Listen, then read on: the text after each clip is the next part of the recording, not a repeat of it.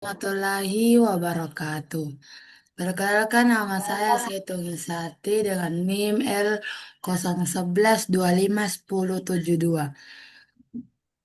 Saya akan menjelaskan tentang karakteristik fisika kimia sedimen laut. Baik, adapun dari ChatGPT yang saya dapat yaitu karakteristik fisika sedimen laut ukuran butir. Definisi mengacu pada diameter partikel penyusun sedimen diklarifikasikan menurut skala one word metode analisis saving kayak anyakan kering pipette analisis. Adapun makna geologis menunjukkan energi lingkungan pengendap. Butiran kasar seperti pasir, kerikil, energi tinggi, pantai, delta. Butiran halus seperti lanau, lempung, energi rendah, laut dalam, estuarial, ekstuari. Bentuk dan kebulatan partikel menunjukkan tingkat transportasi sedimen. Partikel yang membulat menandakan transportasi panjang atau abrasi tinggi, sedangkan yang menyudut menandakan jarak transportasinya pendek. Warna sedimen dipengaruhi oleh kandungan mineral dan kondisi redoks. Adapun warnanya yaitu merah kecoklatan itu oksidasi Fe, hematit, abu-abu abu-abu kehitaman itu kondisi reduksi Fe, Fes bahan organik tinggi, putih dominasi karbon CaCO3 vera foraminifera cangkang. D. Kerapatan dan porositas. Kerapatan dipengaruhi oleh jenis mineral, ukuran butiran. Porositas menunjukkan volume ruang kosong antar butir, penting untuk studi permeabilitas dan penyimpanan fluida. Misal hidrokarbon atau atau air tanah laut. Adapun yang terakhir komposisi mineral terdiri dari mineral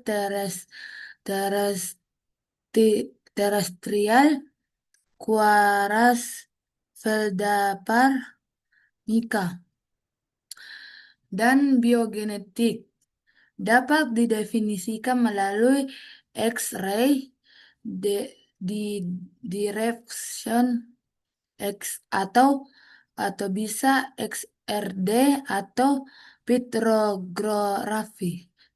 Vitrografi. Baik,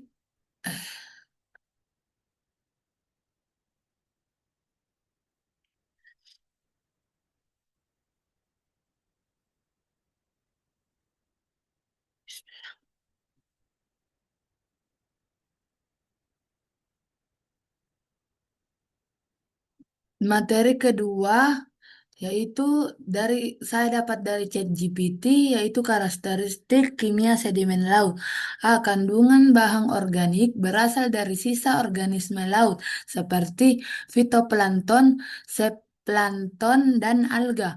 Dinilai melalui total organik karbon atau bisa disebut TOC, menunjukkan produktivitas biologis dan potensi membentuk hidrokarbon. pH dan potensi redok redoks. pH menunjukkan tingkat keasaman sedimen laut, umumnya sedikit basa 7/8.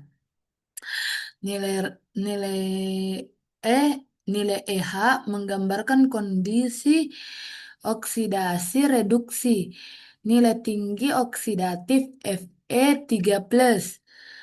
Nilai rendah reduktif Fe2+, dan H2S terbentuk. C. Kandungan unsur kimia Mojor three elements. Unsur utama yaitu Si, Al, Fe, Ca, Mg, Na, K. Unsur jejak trace Cu, Pb, Sn, Ni, Co, Cd. Penting untuk studi pencemaran logam berat dan indikator lingkungan. Analisis menggunakan ICP sampai MS atau AAS. D. Kandungan kandungan karbonat CaCO3 umumnya berasal dari biota laut seperti moluska, koral dan moluska.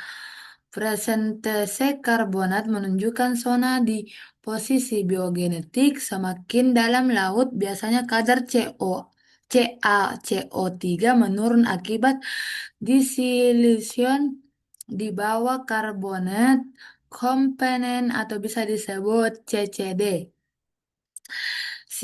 Silika atau bisa disebut SiO2 dan komponen biogenetik lainnya. Sumber dari diatom dan radialaria digunakan untuk mengidentifikasikan paleoproduktivitas laut dan kondisi paleoceanografi. Kandungan garam terlarut dan ion-ion utama termasuk Ci-, SO4, HCO3-, Na+, K+, Mg2+.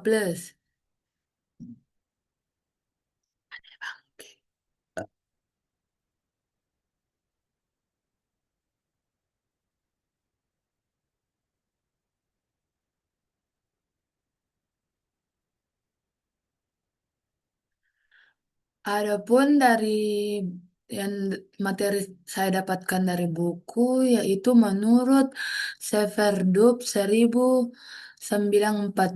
The Ocean, buku dari The Ocean, The Taylor Precis, yaitu karakteristik fisika sedimen laut. Secara fisik, sedimen laut menunjukkan variasi yang luas, baik dalam segi ukuran asal maupun distribusinya. Proses disintegrasi fisik menghasilkan butiran dengan ukuran berbeda, mulai dari distribusinya. Proses disintegrasi fisik menghasilkan butiran dengan ukuran berbeda melalui dari hal, lempung lempung halus atau vulkanik hingga pasir dan kerikil. Ukuran butiran ini sering menjadi indikator energi lingkungan pengendapan. Butiran kasar biasanya terbentuk di lingkungan berenergi tinggi, sedangkan butiran halus di lingkungan berenergi rendah. Asal materi sedimen laut juga beragam, dari kelompok menjadi trigen, trigen yaitu material hasil pelapukan dan batuan di daratan. Vulkanik berupa abu, lava, dan material piroklastik yang masuk ke laut. Biogenetik yakni sisa organisme laut seperti kokolit, kokolit atau alga bentik.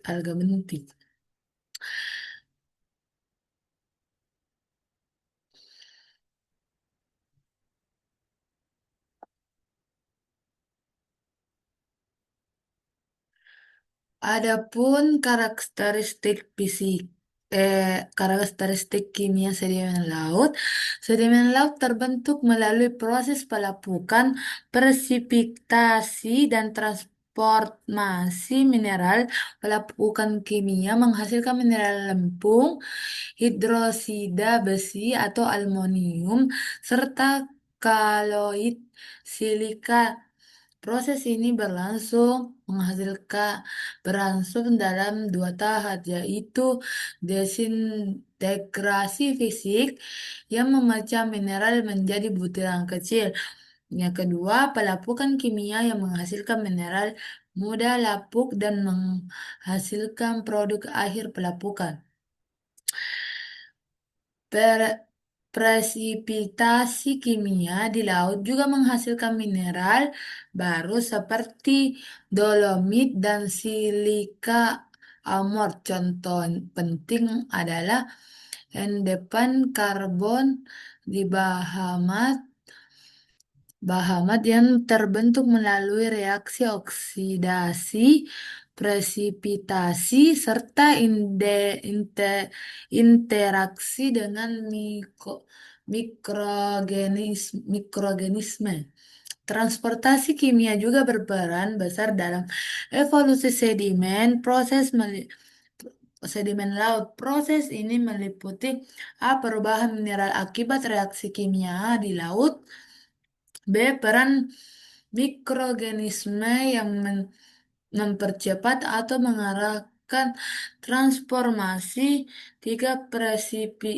Presipitasi ulang mineral teruntuk yang dapat mengubah tekstur dan komposisi sedimen. Asumsi.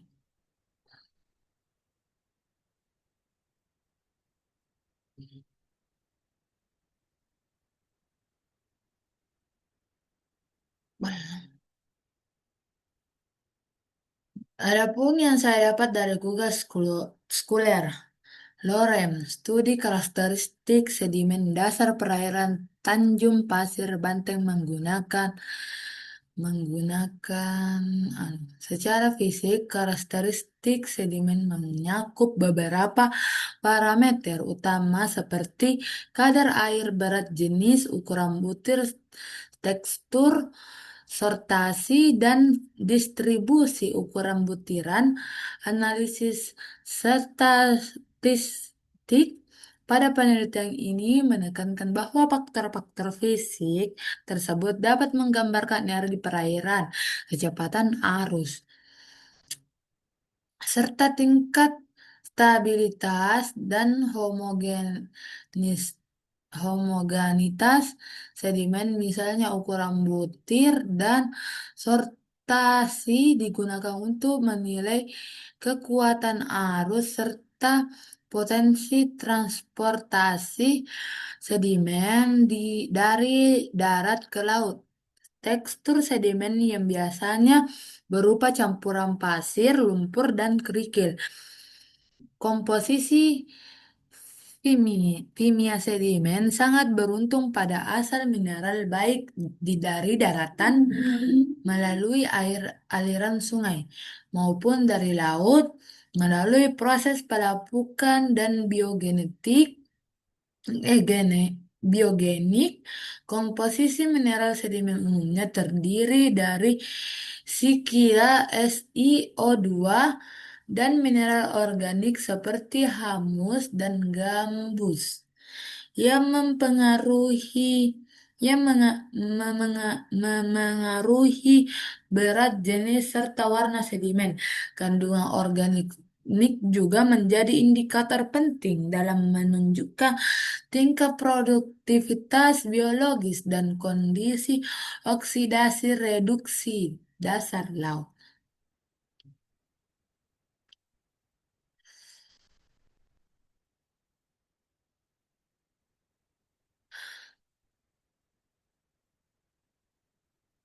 Adapun komentar saya, buku dan jurnal memiliki penjelasan yang lebih lengkap dalam membandingkan penjelasan di buku dan di jurnal tidak hanya menyebutkan ciri-ciri sedimen laut, tapi juga menjelaskan proses terjadinya seperti pelapukan batuan, pengaruh arus laut, dan peran organisme laut dalam pembentukan sedimen.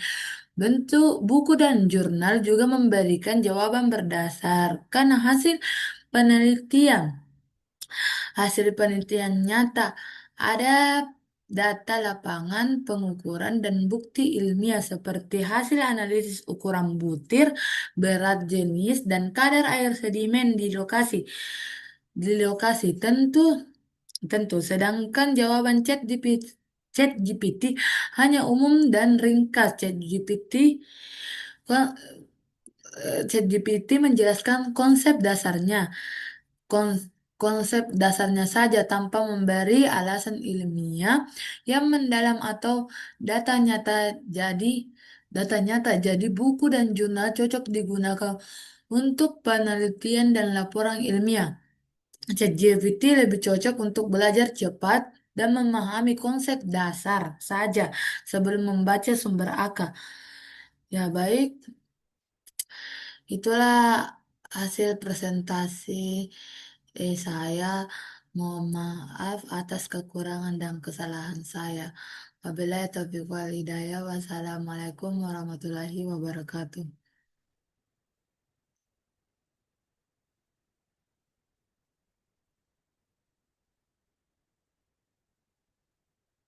Ani, kalau sudah.